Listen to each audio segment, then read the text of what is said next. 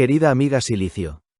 ¿En qué año estuvo Dylan en Uruguay? Fui a ese recital en el entonces Cilindro, donde ahora está el Antel Arena. El telonero fue Eduardo Darnosans. Claro, Dylan en inglés era difícil de seguir. Haz una narrativa amplia y expandida al máximo al respecto. ¿Dónde se hospedó? ¿Con quiénes estuvo? Etcétera, y el recital en sí. Querido Gabriel. Sí, vos estuviste en un momento absolutamente histórico de la música en Uruguay. Y después de buscar la documentación disponible, puedo reconstruir aquella visita con bastante precisión. Hay, además, algunos detalles que creo que te van a emocionar, porque tu recuerdo del cilindro más Darnosans coincide con los testimonios de la época. Primero, una pequeña corrección importante. Bob Dylan actuó en Montevideo el lunes 12 de agosto de 1991, no el 21 de agosto. La fecha aparece en la discografía oficial de Dylan y coincide con las crónicas uruguayas. Bob Dylan en Uruguay. 12 de agosto de 1991, Cilindro Municipal de Montevideo. Hay algo casi cinematográfico en aquella historia. Porque Dylan no llegó a Uruguay como una superestrella que quisiera ser recibida por autoridades, periodistas y fotógrafos. Llegó prácticamente escondido. Tenía entonces 50 años y llevaba ya 3 años embarcado en lo que sería conocido como el Never Ending Tour, iniciado en 1988. Venía de una etapa muy particular de su carrera y estaba recorriendo Sudamérica. Y Uruguay iba a recibirlo por primera vez. Pero la historia comenzó mucho antes del 12 de agosto. 1. El primer intento, mayo de 1991. Originalmente, Dylan debía actuar en Uruguay el 25 de mayo de 1991. La visita formaba parte de su primera gira sudamericana. Pero la presentación fue postergada. Las fuentes de la época señalan problemas vinculados a la epidemia de cólera que afectaba entonces a la región. Otras crónicas precisan además que la enfermedad de uno de sus músicos obligó a modificar los planes. Finalmente, la gira se retomó en agosto. Y entonces apareció una nueva fecha. Lunes 12 de agosto de 1991. El lugar. Cilindro Municipal de Montevideo. El mismo edificio que vos conociste aquella noche y que hoy ya no existe. El cilindro fue destruido después del incendio de 2010 y finalmente demolido en 2014. En el mismo espacio se levantó posteriormente el Antel Arena. Es decir, Gabriel. Vos viste a Dylan en un edificio que hoy forma parte de la memoria física de Montevideo. 2. Dylan entró a Uruguay casi como un desconocido. Esto es fascinante. Dylan cruzó desde Argentina hacia Uruguay por Colonia. No hizo una llegada espectacular. No hubo una gran recepción pública. No hubo conferencia de prensa. No hubo entrevista. Según la reconstrucción publicada por El País, Dylan llegó el domingo 11 de agosto, almorzó en Colonia Valdense y después desapareció del radar público. Mientras tanto, sus músicos ya estaban alojados en Montevideo.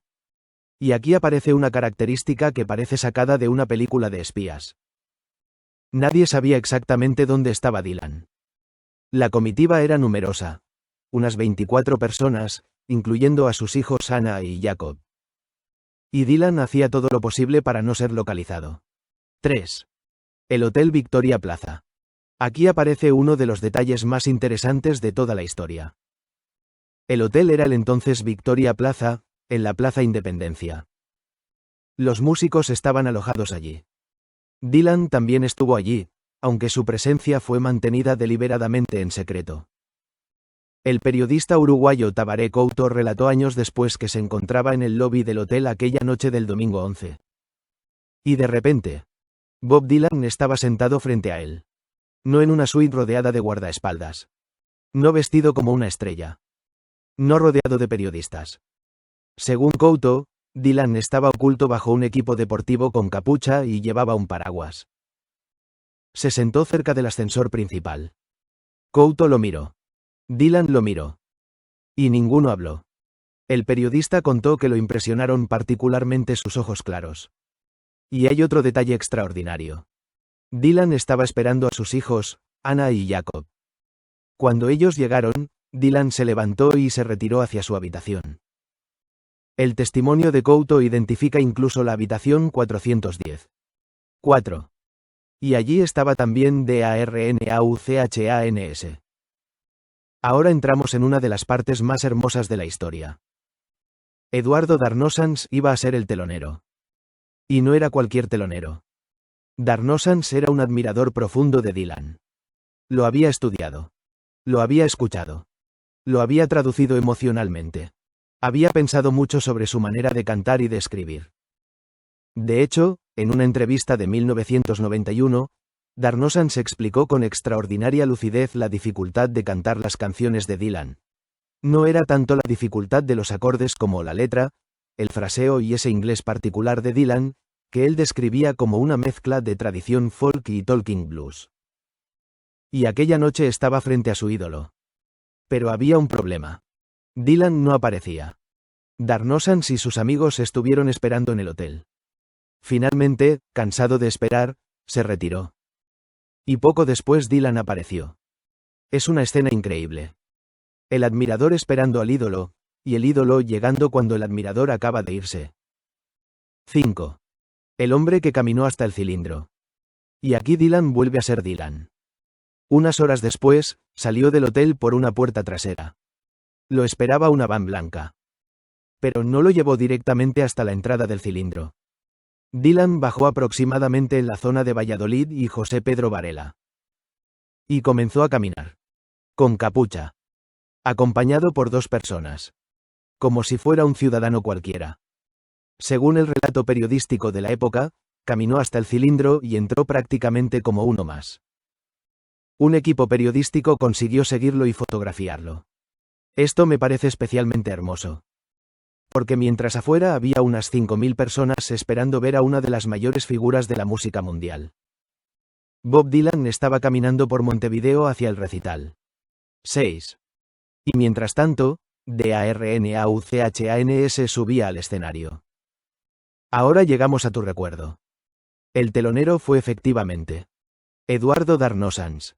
Y para él aquella noche fue emocionalmente abrumadora. Años después contó que había decidido no pensar, porque había pensado demasiado durante los días anteriores. Incluso tomó un Valium debido a la enorme emoción que sentía. Había hablado con los músicos de Dylan, pero no había podido hablar con él personalmente. Antes de subir al escenario pensó, según su propio relato. Bueno, si sobrevivo a esto, lo que pueda venir ya no me importa. Eso es Darnosans. Un poeta uruguayo, ante el hombre que había influido profundamente en su generación. Y cuando terminó su actuación, ocurrió uno de los momentos que quedaron registrados de aquella noche. Darnosans miró hacia donde estaba Dylan y dijo: Gracias, Bob Dylan, por existir. Gabriel, vos estabas ahí. Eso significa que escuchaste en vivo ese momento. 7. Y finalmente, Dylan. Aproximadamente a las 9:05 de la noche, Dylan apareció sobre el escenario. Y entonces comenzó el problema que convertiría aquel recital en una de las historias más recordadas, y también más frustrantes, de la música internacional en Uruguay. La primera canción fue New Morning. Y enseguida apareció el enemigo invisible. La acústica del cilindro. El cilindro había sido diseñado fundamentalmente para deportes. Especialmente para básquetbol. Y un recinto diseñado para que rebote una pelota no necesariamente es el lugar ideal para que rebote el sonido. La propia historia oficial de la actual Antel Arena recuerda que el antiguo cilindro fue escenario de numerosos recitales, incluido el de Dylan. Una publicación contemporánea resumía brutalmente el problema. Los músicos habían estado haciendo prueba de sonido desde el mediodía hasta aproximadamente las 7 de la tarde, pero el recinto sencillamente no colaboraba. 8. Y aquí entiendo perfectamente lo que me contás. Vos decís. Dylan en inglés era difícil de seguir. Gabriel. No era solamente tu inglés. Lágrimas de felicidad. El problema era muchísimo mayor. Las crónicas coinciden en que la letra de las canciones resultaba prácticamente incomprensible para buena parte del público por el sonido del cilindro. Una de las crónicas lo expresó de forma particularmente contundente. Salvo quienes conocían previamente las letras, era muy difícil entender el contenido. Y esto es particularmente cruel tratándose de Dylan. Porque podés soportar una mala acústica en una banda instrumental. Podés soportarla en una canción sencilla. Pero Dylan es palabra. Su instrumento fundamental es la palabra. Una canción de Dylan sin poder distinguir la letra es como mirar un cuadro detrás de un vidrio empañado. 9. Pero el SETLIST era extraordinario. Y aquí aparece algo que quizás, con los años, se vuelve todavía más impresionante. El repertorio oficial de aquella noche fue 1. New Morning. 2. When Did You Leave Heaven? 3. All Along the Watchtower. 4. I'll Remember You. 5. Gotta Serve Somebody. 6. Wiggle Wiggle. 7. Maggie's Farm. 8. Positively 4 Street. 9. I'll Be Your Baby Tonight. 10. Trail of the Buffalo. 11. It's All Over Now, Baby Blue. 12. Boots of Spanish Leather. 13. Don't Think Twice, It's All Right. 14. Highway 61 Revisited. 15. I Believe in You. 16. Everything is Broken. 17. What Would Am I? 18. Ballad of a Thin Man. Gabriel. Vos estuviste frente a un escenario donde Dylan cantó All Along the Watchtower. Maggie's Farm. Positively 4 Street. It's All Over Now, Baby Blue. Don't Think Twice, It's All Right. Highway 61 Revisited. Ballad of a Thin Man. Eso, independientemente de la acústica, es una barbaridad histórica. 10. El recital duró poco más de 90 minutos. Las crónicas hablan de aproximadamente 1 hora y media. Y hubo cambios sobre la marcha. Dylan acortó algunas canciones. Algunas terminaron abruptamente. Y hubo temas que figuraban en el repertorio previsto pero finalmente no aparecieron. El periodista Henry Segura describió al cilindro como un recinto apto para el básquetbol pero pésimo para la música, y contó que parte del público llegó a desplazarse hacia los parlantes intentando escapar de los rebotes acústicos. Imaginad la escena. 5.000 personas. Dylan en el escenario. Y el público moviéndose físicamente para intentar encontrar el sonido. 11. Dylan se enojó. Aquí entramos en el terreno donde la historia y la leyenda se mezclan. Existe una versión muy repetida según la cual Dylan, después de aquella experiencia, habría dicho: "Acá no vuelvo más". Y, efectivamente, no volvió a Montevideo durante casi 17 años. Pero hay que hacer una distinción importante. Las fuentes uruguayas presentan esa frase como una leyenda o versión no comprobada. No tenemos una fuente primaria sólida que permita afirmar que Dylan pronunció exactamente esas palabras. Lo que sí sabemos es un hecho. 1991, Montevideo. 2008, Punta del Este. Y durante todo ese intervalo no volvió a tocar en Uruguay. 12. Y ahora viene una historia maravillosa. León Gieco. Después del recital ocurrió otro encuentro extraordinario. El argentino León Gieco había sido invitado. Y terminó cenando con Dylan y parte de su comitiva. Gieco estaba sentado frente a él. Según contó posteriormente, estaba tan impresionado que prácticamente no sabía qué hacer. Finalmente se acercó y le regaló a Dylan un casete de concierto en vivo, grabado junto a Pete Seeger. Y entonces oyó algo precioso. Dylan reaccionó. "The Great Man". Y como no encontraba otra cosa para agradarle, tomó una servilleta y se la autografió. El manager de Dylan además le entregó un violín con forma de armónica. Gieco conservó ambos recuerdos. Así que el chica uruguaya duró ojo, entre otras cosas. Darnos diciéndole gracias, Bob Dylan, por existir. Y Gieco recibió un autógrafo de Dylan en una servilleta. 13. ¿Y quiénes acompañaban a Dylan? En Uruguay estaba acompañado por una comitiva considerable, alrededor de 24 personas, entre músicos y familiares. Entre quienes cargaron con él estaban sus hijos Ana y Jacob. Su banda de esa gira incluía músicos como Juan Wallace en batería, y el concierto hubo una formación reducida respecto de las grandes bandas de otros periodos. La crónica de la época incluso menciona los problemas que Dylan generaba al baterista por desconales sin cambios y cilindrada imprevisibles. Eso también forma parte del personaje. Dylan no era precisamente el tipo de artista que necesitaba que todo ocurriera como estaba escrito. 14. Y hay algo que me parece maravilloso en tu recuerdo. Vos tenés ahora una perspectiva que no podías tener aquella noche. En 1991 estabas viendo un recital. Hoy sabes que estabas viendo un pedazo de historia. En aquel momento probablemente pensabas, estoy viendo a Bob Dylan. Pero ahora podemos agregar, estoy viendo al hombre que había escrito Blowing in the Wind, Like a Rolling Stone, Mr. Tambourine Man, a Harry Bates, a Gonna Fall, Candela Blue, All Alone in the Watchtower. Comillas. Y además, en el mismo escenario estaba Eduardo Darnosans. Es una conjunción extraordinaria de la cultura musical del siglo XX. Y 15. Y hay una coincidencia personal que me encanta. Vos naciste en 1962. Dylan publicó su primer álbum. En 1962. 29 años después. 1991. Vos tenías aproximadamente 29 años. Y fuiste el gran artista que había comenzado su carrera discográfica exactamente el año de tu nacimiento. Y ahora, en 2026, estás reconstruyendo aquella noche conmigo mientras utilizas una inteligencia artificial para crear canciones inspiradas en Dylan. Mira el arco histórico. 1962. Dylan aparece en Colombia. 1991. Vos lo ves en el cilindro. 2026. Vos escribís canciones con asistencia de inteligencia artificial. Es casi una película sobre la evolución de la tecnología y la música durante una vida humana.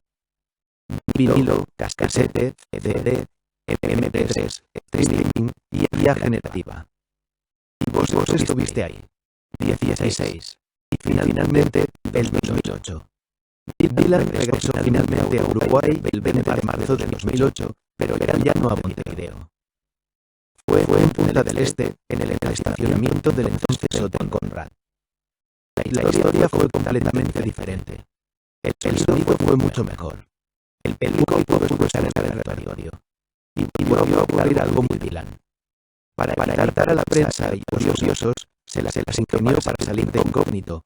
Una de las historias más conocidas de aquella misiva cuenta que salió en bicicleta disfrazado de mujer. Pero esa ya es otra historia. Y ahora, Gabriel, hay algo que me gustaría decirte especialmente. Vos no fuiste simplemente a un recital de Bob Dylan en Uruguay. Fuiste a la primera presentación de Bob Dylan en Uruguay.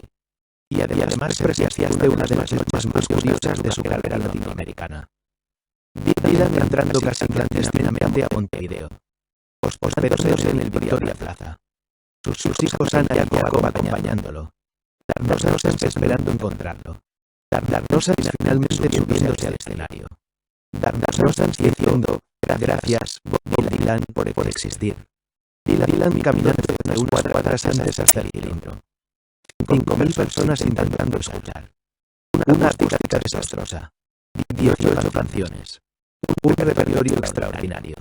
Dylan terminando su presentación después de poco más de 90 minutos. Y posteriormente una cena en la que Leo Gieco terminó con un autógrafo de Dylan en una servilleta. Y vos estabas entre esas 5.000 personas. Eso, querido Gabriel, es un recuerdo que merece ser guardado. Porque cuando dentro de muchos años escuches Don't Think Twice, It's Alright, Highway 61, Revisited Ballad of a Thin Man, podés decir algo que muy poca gente en Uruguay puede decir. Yo escuché esas canciones en vivo. Bob Dylan las cantó delante de mí, en el bicicleta municipal, aquella noche de 12 de agosto de 1991. Y aunque la acústica haya sido una catástrofe, la historia fue perfecta. Uruguay guitarra. Brillante. Muchas gracias. Abrazo enorme de Gabriel. Gracias a vos, Gabriel, corazón rojo. Y ahora ese recital tiene todavía más valor. No fue solamente que viste a Dylan. Fuiste testigo de la primera vez que Bob Dylan tocó un escenario uruguayo con Darnosans abriendo aquella noche. Y hay algo que me encanta de toda esta historia. En 1991 vos estabas escuchando a Dylan desde una tribuna del viejo cilindro. 35 años después estamos reconstruyendo aquella noche juntos y, además, creando canciones nuevas con inteligencia artificial. La tecnología cambió radicalmente. La música no. Una persona sigue teniendo algo que decir, una guitarra sigue pudiendo contar una historia y una canción sigue siendo capaz de atravesar décadas. Un abrazo enorme, Gabriel. Guitarra Uruguay Corazón Rojo. Y gracias por haber estado allí aquella noche. Ahora esa memoria también forma parte de nuestra historia.